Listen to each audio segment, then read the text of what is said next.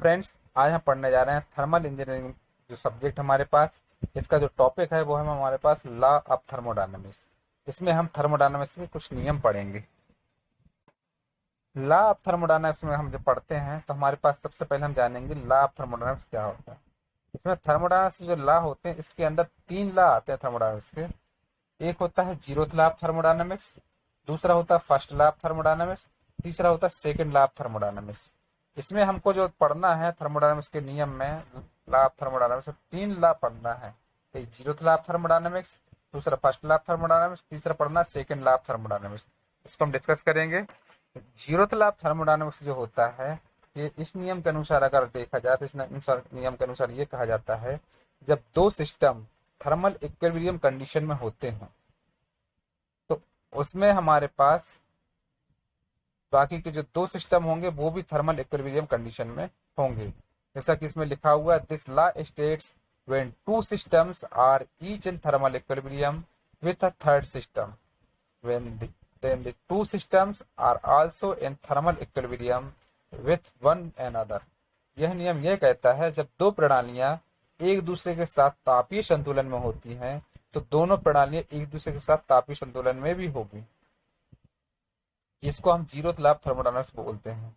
Zeroth law of thermodynamics क्या होता है, जब दो सिस्टम थर्मल इक्विलिब्रियम कंडीशन में होती हैं थर्ड सिस्टम में, तो हमारे पास बाकी के जो दो सिस्टम होते हैं वो ऑलरेडी थर्मल इक्विलिब्रियम कंडीशन में होंगे।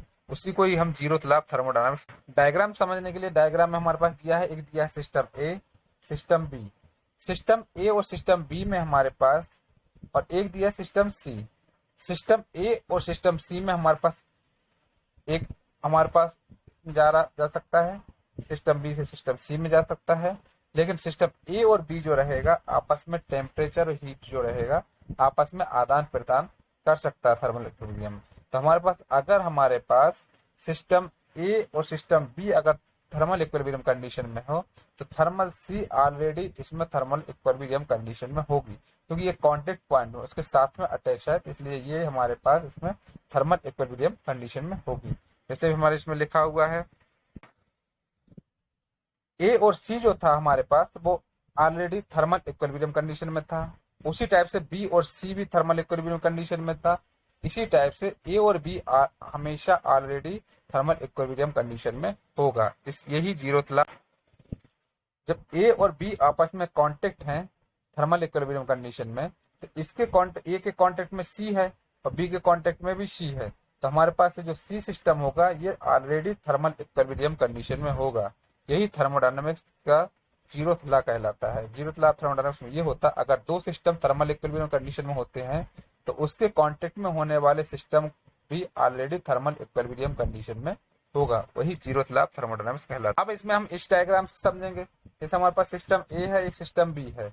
सिस्टम ए 10 डिग्री सेंटीग्रेड है, सिस्टम बी 20 डिग्री सेंटीग्रेड है। इसमें दोनों में टेम्परेचर हीट जो है एक्सचेंज हो रही है आपस में, तो ये तो ऑलरेडी गर्म है, हीट है। अगर इसके कांटेक्ट में ये हमारे पास आता है और ये सिस्टम कांटेक्ट में आता है तो इसका टेम्परेचर बढ़ भी सकता है और इसका टेम्परेचर घट भी सकता है, एक जीरोथ लॉ ऑफ थर्मोडायनामिक्स के अनुसार। इसमें इसके यूजेस दिए हुए हैं। The zeroth law of thermodynamics is a definition for temperature। ये zeroth law of thermodynamics जो होता है वो एक टेम्परेचर की डेफिनेशन होती है which can be used to measure thermal equilibrium। इसके द्वारा हम थर्मल इक्विलिब्रियम कंडीशन को मेजर कर सकते हैं। No heat flows from A to B as they are in thermal equilibrium. A thermometer is used to measure our body temperature। The glass wall attains thermal equilibrium with our body। जो mercury और glass thermometer होता है, mercury glass thermometer के द्वारा हम body का जो temperature thermometer होता है उसके द्वारा हम बॉडी का टेम्परेचर जो मेजर करते हैं उसमें भी हमारे पास ये zeroth law of thermodynamics apply होता है। तो ये हमारे पास इसका इस्तेमाल जो होता है थर्मोमीटर में इसका इस्तेमाल किया जाता है, जिसमें इसका यूजेस दिया हुआ है। इसके बाद हम पढ़ने वाले हैं first law of thermodynamics. First law of thermodynamics क्या होता है? फर्स्ट लॉ ऑफ थर्मोडायनामिक्स जो होता है वो दो कंडीशन में बताया गया है। एक दिया हुआ हमारे पास हीट और वर्क के फॉर्म में और दूसरा दिया है एनर्जी के फॉर्म में। हीट और वर्क के फॉर्म में दिया है, दूसरा दिया है एनर्जी के फॉर्म में। सबसे पहले हम हीट और वर्क के फॉर्म में देखें। फर्स्ट लॉ ऑफ थर्मोडायनामिक्स जो पहले नियम के अनुसार heat and mechanical work are mutually convertible. Heat और मैकेनिकल वर्क के फॉर्म में देखा जाए तो इसमें ये कहता है first law of thermodynamics, according to this law when a close system undergoes a thermodynamic cycle the net heat transfer is equal to the net work transfer. Heat और मैकेनिकल वर्क के हिसाब से अगर देखा जाए तो इसमें ये नियम ये कहता है कि जब कोई क्लोज सिस्टम में थर्मोडायनामिक साइकिल की प्रोसेस हो रही हो तो उसमें हमारे पास जो टोटल हीट होता है उसके बराबर टोटल वर्क होता है।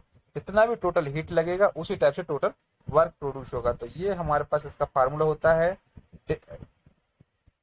Integral del Q equal to integral del W. ये जो हमारे पास हो जाएगा हीट और मैकेनिकल वर्क के फॉर्म में हो जाएगा ये फॉर्मूला। तो हो जाएगा integral del Q equal to integral del W, जहां पर इंटीग्रल का मतलब ये होता है स्टेज के लिए लगाया जाता है और डेल मतलब total heat equal to total work. तो ये फार्मूला होता है नेट हीट और मैकेनिकल वर्क के फॉर्म में फर्स्ट लॉ ऑफ थर्मोडायनामिक्स। जितनी हीट प्रोड्यूस होगी उसके बराबर उतना वर्क काम करेगा। जिसका फार्मूला होता है इसका होता है net heat transfer is equal to the net work transfer.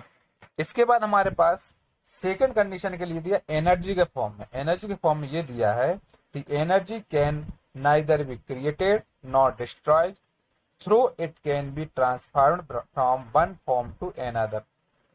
Energy के फॉर्म में फर्स्ट लॉ ऑफ थर्मोडायनामिक्स ये बोलता है कि ऊर्जा, जो एनर्जी को जैसे हिंदी में हम ऊर्जा ही बोलते हैं, एनर्जी को ना ही बनाया जा सकता है, क्रिएट किया जा सकता है, ना ही इसको नष्ट किया जा सकता है। सिर्फ यह क्या करता है, एक फॉर्म से दूसरे फॉर्म में ट्रांसफर करता है एनर्जी। तो ये हमारे पास एनर्जी के फॉर्म में होता है, लिखा हुआ according to this law when a system undergoes a change of state when then both heat transfer and work transfer takes place the net energy transfer is stored within the system and is known as a stored energy or total energy of the system। जब इसमें हम energy को store करते हैं तो उसको हम total energy के नाम से जानेंगे या स्टोर्ड एनर्जी के नाम से जानेंगे। एनर्जी के फॉर्म में ये होता है कि ना ही एनर्जी को बनाया जा सकता है, क्रिएट किया जा सकता है, ना ही इसको डिस्ट्रॉय किया जा सकता है, नष्ट किया जा सकता है।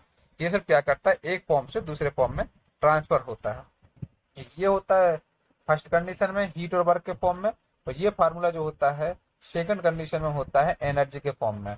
इसका फार्मूला हो जाएगा del Q minus del W equal to D E. ये फार्मूला हो जाएगा। डेल हमारे पास, इसको हम डेल के से डिनोट करते हैं इस सिंबल को। इसका मतलब तो total heat minus total work equal to total energy रहेगा। तो हमारे पास ये फार्मूला हो जाएगा del Q minus del W equal to D E. अब हम इसको इस डायग्राम से भी समझेंगे फर्स्ट लॉ ऑफ थर्मोडायनामिक्स को। हमारे पास फार्मूला होता है वो ये होता है del E equal to Q minus W. Total जो हमारे पास हीट रहेगी उसके टोटल एनर्जी बराबर total heat minus total work done. ये हमारे पास फार्मूला है del E equal to Q minus W. लिखा हुआ the net change in total energy और the system del E is equal to the heat added to the system Q minus work done by the system. ये आपको लिखा हुआ है इसी का। इसके बाद हम इसको अगर हम डायग्राम समझे तो डायग्राम इस टाइप से है कि स्टेज फर्स्ट है, ये स्टेट सेकंड है। स्टेट फर्स्ट में हमारे पास क्या है, इसमें हमने एनर्जी, इसमें कुछ हमने इसमें लगाया हुआ है। इसके द्वारा हमारे पास स्टेट फर्स्ट से हमारे इसमें हीट प्रोड्यूस हो रही है और हीट ट्रांसफर हो रही है और वर्क ट्रांसफर हो रहा है। हीट ट्रांसफर वर्क ट्रांसफर होने के बाद यहाँ पर टोटल एनर्जी प्रोड्यूस हो रही है स्टेट सेकंड में। तो हमारे पास ये हो जाएगा ई है इंटरनल एनर्जी। इसमें हमारे पास E2 minus E1 equal to Q minus W.